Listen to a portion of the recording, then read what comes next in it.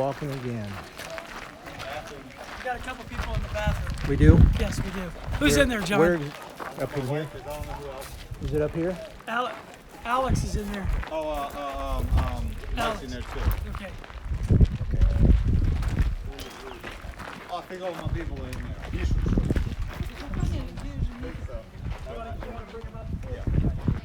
Jason, don't bring me. Gotcha.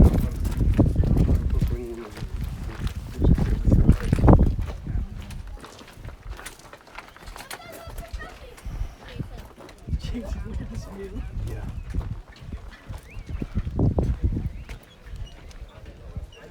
Jason, look at this view. Where did he say the ramp came up? Was he saying it was over here? Well, no, it's down there. But the question is, I thought there was a view. Oh, you know what, bro? I think we can see it from over there. Okay. That's what it is. At least I think. All right. Hello. We're still here in Masada. This is a big place. So,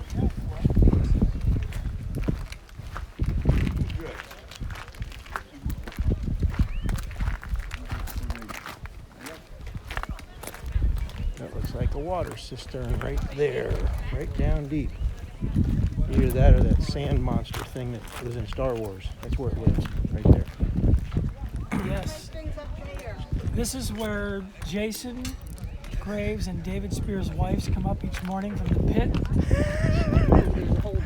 before they help their families. So this is where they live at night.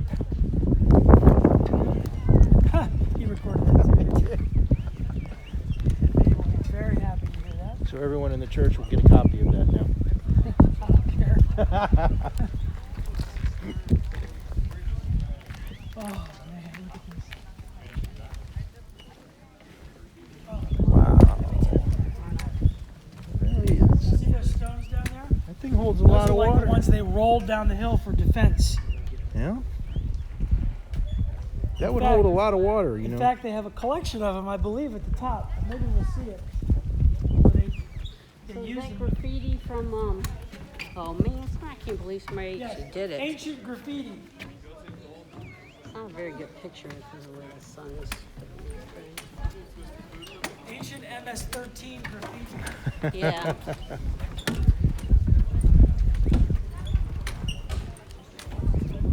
Almost like a little bathtub there. A bat? Oh, I said almost like a little bathtub. Oh, bat. Right. I thought you said a bat. Bats out this time of day?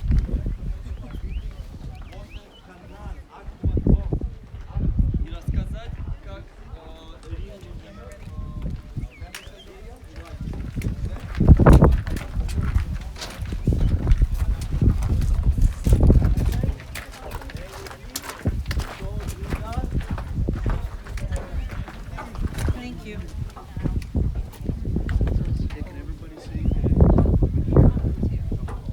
See, explaining how the water tank. Yeah.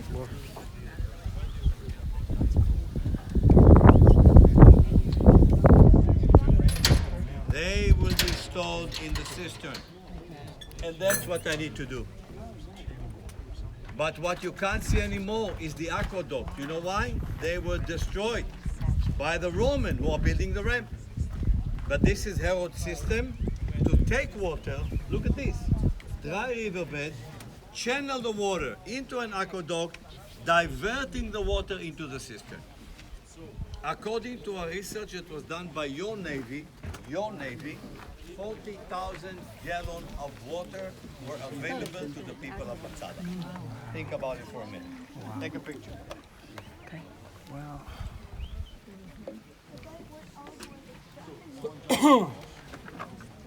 Portrait of a landscape, So that's the hillside up there. but you cannot see the aqueducts anymore because they were destroyed.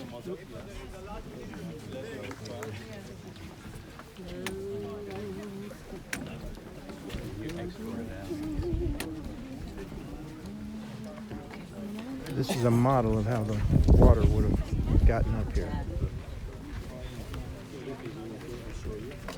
And then splash it. You see, this is the aqueduct I just showed you, right? Makes sense? Yeah. Excuse us, trying to get through. Excuse. And Josh will Excuse show me? us the flash flood. So,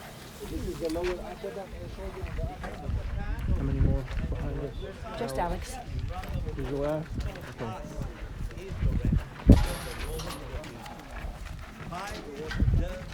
That's the ramp.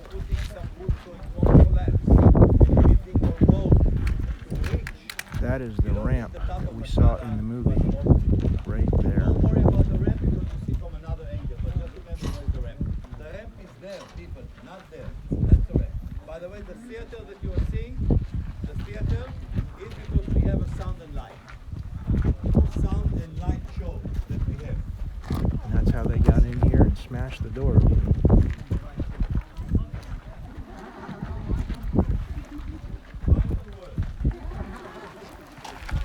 Alrighty, Jen. One more. Okay. He said the ramp is around there, and we'll get a picture of it in a little bit. A ramp. You see it there, right? He said that's not really it. He said it's actually over and then you'll get a better picture.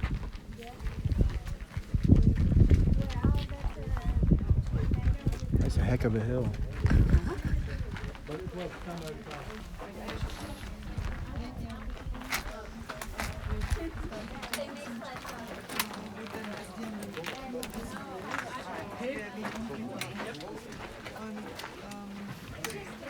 Did John catch up with us?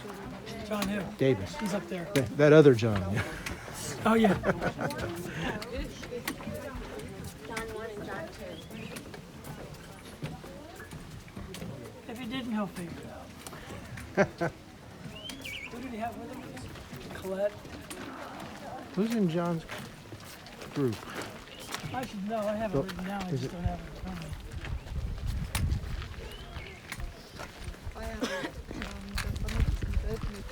We're in here. We're down in this room.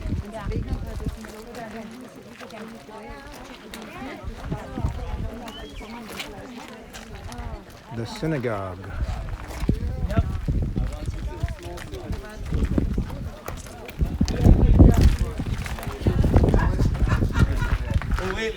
Who has a voice that can be heard? Abigail. Pastor Dave. I already selected Pastor Dave. Pastor Dave is okay with you? Now people, please listen. I want you to listen to the speech of the leader. People, move this way if you don't mind. Move this way. Move this way. Alex, move this way. Thank you. Everybody. Move.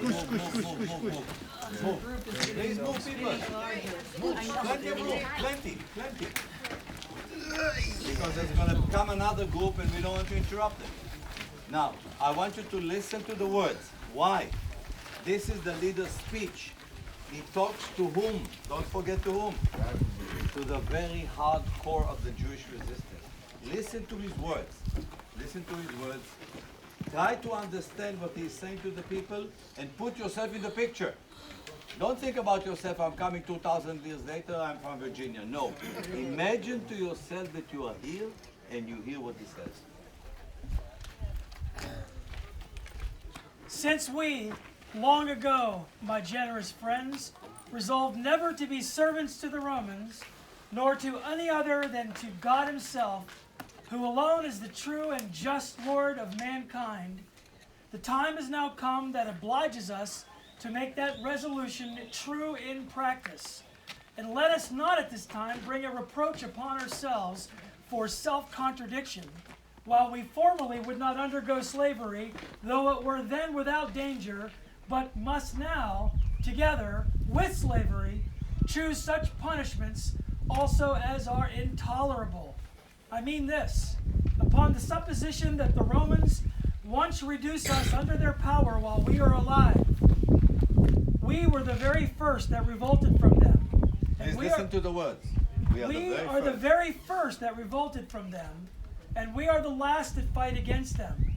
And I cannot but esteem it as a favor that God has granted us, that it is still in our power to die bravely, and in a state of freedom, which has not been the case of others who were conquered unexpectedly. It is very plain language that we shall be taken within a day's time, but it is still an eligible thing to die after a glorious manner, together with our dearest friends. let our wives die before they are abused, and our children before they have tasted slavery. And after we have slain them, let us bestow that glorious benefit upon one another mutually and preserve ourselves in freedom as an excellent funeral monument for us. But first let us destroy our money and the fortress by fire, for I am well assured that this will be a bitter blow to the Romans, that they will not be able to seize upon our bodies, and shall fail to our wealth also. And let us spare nothing but our provisions, for they will be a testimonial when we are dead, that we are not subdued for want of necessaries, but that according to our original resolution, we have preferred death, that we are not subdued for the want of necessaries, but that according to our original resolution, we have preferred death before slavery. End quote. You want? I'll give each one of you if you want later on. People, who was it talking? To the hardcore. I mean, can you imagine what he's telling them to do?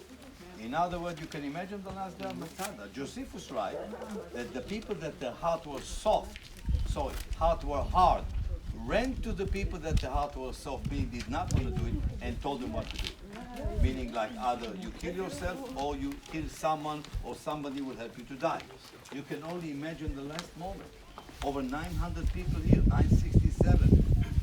Maybe a mother needs to help her daughter to die. Maybe the other way around. Maybe brothers. You can imagine this moment. And he was absolutely right. When the Roman came to the top of the mountain, there was nobody to take to Rome.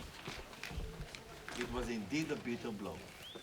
And it's the first time in Roman history that after a military victory, the Roman general did not send a messenger to Rome to carry the message to me and my region's peace.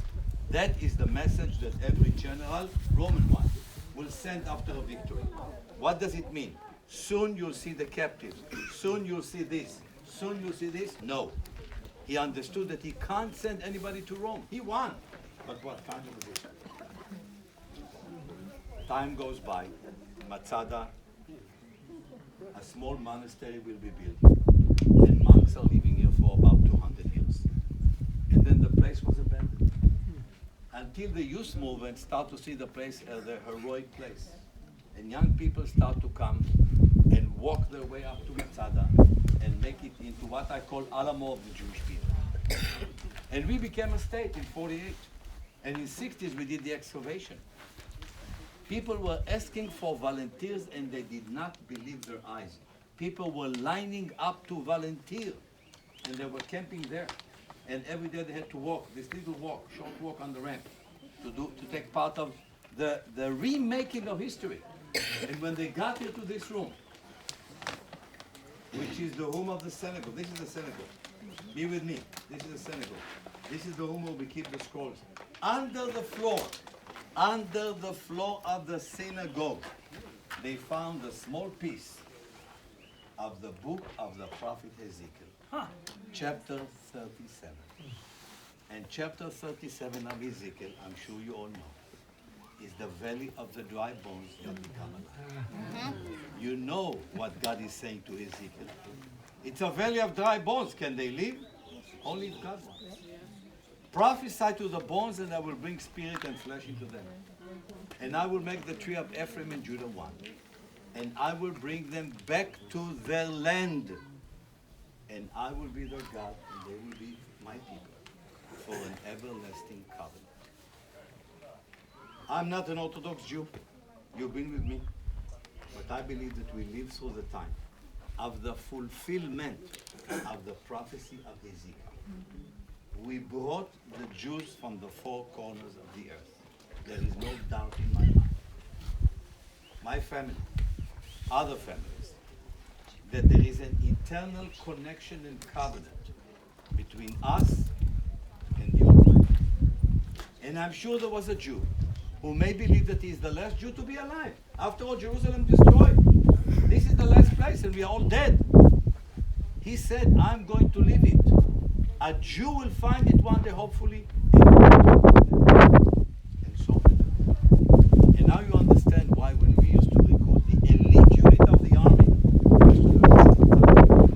the young boys and girls double up the mountain.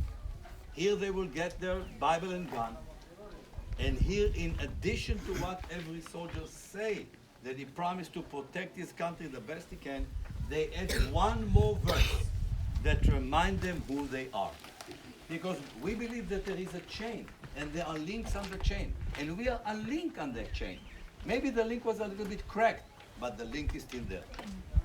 And the verse which they add, those young people, again, Masada shall not fall. And what does it mean? We are the young people of Israel. We make a commitment. Never again.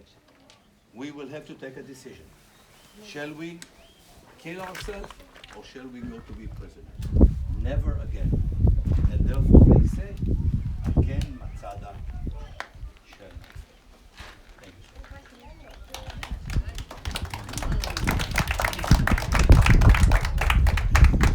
But of course, it brings us with a big question.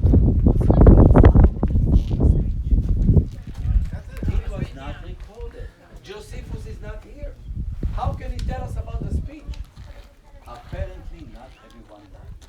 That's right. 2 women were sparing the life of 5 children.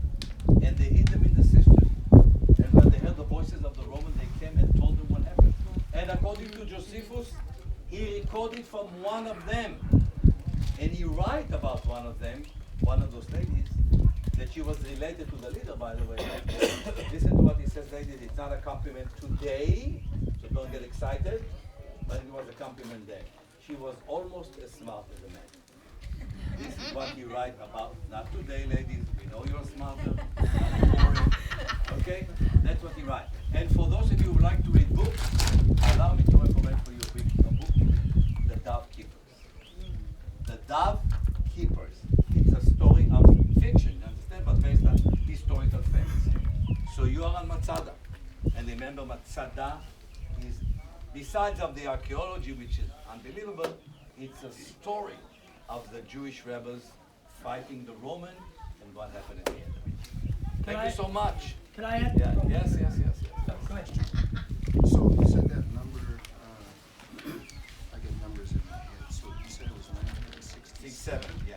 And you said there was 2 Women who spared the life of 5 children. including with that? Within the 967? number. Within the number. Okay, I thought it was. We believe so. Again, what do you mean the number? Right. Do you Because I know? thought that, the reason where I was getting was I thought it was 9, with that, it would have been 969, and I was gonna make some connection, but there's no connection. To Metushelach? To whom? Well, 969 was, The lifespan of Methuselah. Metushelach, that's what I said. Listen, no, I didn't know. I'm not, people, listen. Josephus right. Is the information accurate? Maybe. Whether 967? Maybe 900, maybe 850, we don't know. But in other words, a big number of people. That's the idea. Okay. Yes. Now, of course, for New Testament, New Covenant believers, we understand Ezekiel 37. In a similar light, we understand that God is going to rejuvenate the state of Israel. But we also add to that, adding to what he said, maybe a little bit of a different, understanding of it. We would say that, because the scriptures testify to this, add to Ezekiel 37 what the Apostle Paul says in Romans 9, 10, and 11. When Paul talks about the current state of Israel at his time, the current state of the Jews at his time, Ezekiel 37. You mean kingdom, not The not, current not state, can it be a state. the current state, the condition of the Jewish people in My this time. apology. That's okay. That's okay. We know that prophecy of Ezekiel 37 will be fulfilled in its entirety when the Messiah comes, when Jesus comes back and opens their eyes so that they can see who their Messiah was that they didn't receive before. Amen. Okay? So I tell you, Pastor and me agree that we're all waiting for Messiah. So let me tell you, there is no question that the whole Messiah coming or second coming. I mean, I don't see a big difference, but in other words, the era, the time, absolutely will change us, but more important, will change the world. Oh yeah. So it's not just about us. No doubt about that. Because when people are saying, you know, we come for me, he come for me and he come for my friend. And sometimes even not just my friend, sometimes even my enemy. Because if the world is going to be the same place we are living, then it's not the time. The world needs to change. And hopefully, I'm not sure it will happen in my time, but we are hoping that there will be a time when people will understand that and understand or will live through the time of the fulfillment of those two prophecies, both in Isaiah and in the prophet Micah. So I'll tell you, and always I say to people, we are much closer, we are much more alike than we are not alike. And that's, by the way, I think applies to most people, by the way. That's what I believe. In any case, I think Masada is a turn point in the Jewish history. There is no question that, I'll say something to now, I'm not sure that you fully understand what I'm saying, but I'll say it anyhow, because that's what I believe. I think as an Israeli that lives here, and his family has been through, went out and was exiled from Spain to Portugal and to Turkey and to Rhodes and to Yemen, doesn't matter. I think we are still paying the price of what happened here 2,000 years ago. Yes, question? During the old time, they were killed by poison or sword or All kind. According to Josephus, from poison to sword to strangling to everything. To everything. By the way, we found only 27 skeletons of people, 28 if I'm not wrong. So where are all of those hundreds? And there is a whole article in the history, but we don't know. Maybe animals took it, maybe people were here, maybe there is huge gap in history which we really don't know what happened on the side. Okay, but we found here 28 skeletons. Yeah. Question for you. From Judaism standpoint, was killing yourself okay? Not allowed. Why? This is why I'm saying the whole story of Masada is kind of debateful. You are not supposed to take your life because God gave you life. However, there's always however. If you are living in a situation that you can't live yourself as a Jew anymore, and you live under that thought, maybe what you did has some sort, remember the word, some sort of justification. But for sure, most rabbis do not, I would say, agree with the idea of taking your life in your own hands. So much so that according to Jewish law, if you commit suicide, you are not supposed to be buried in the cemetery without you. so the people that did take But again, people, we are not living at the time. We don't experience the Roman brutality. This is not, remember what I said first, this is not every Jew. So we have to think about all of that and understand what moved them to do what they have done. By the way, most of them did not commit suicide. Maybe they helped each other. For sure there was one less person that did, but we don't know how many did. So there is still a question mark, but there is no question that the war was sort of heroic war. These people are willing to give a lot for their belief, absolutely. And we are judging them, I would say 2,000 years later, from a standpoint of being smart after or wise after. I can tell you that absolutely I was hoping that the Jews, I mean I can say after, will not revolt the Roman Empire, and because it would have solved a lot of problems that happened later on to the Jewish people. But if some people were questioning, is there God or is there no God, or maybe there is God, some question. I can tell you that there is no other nation in the whole world that was deported from his land and came back to his land and living as free nation in his country. That itself, you can't explain it logically. So after all, we look up and we say, he is there. But he has his own plans. Yes. Thank you.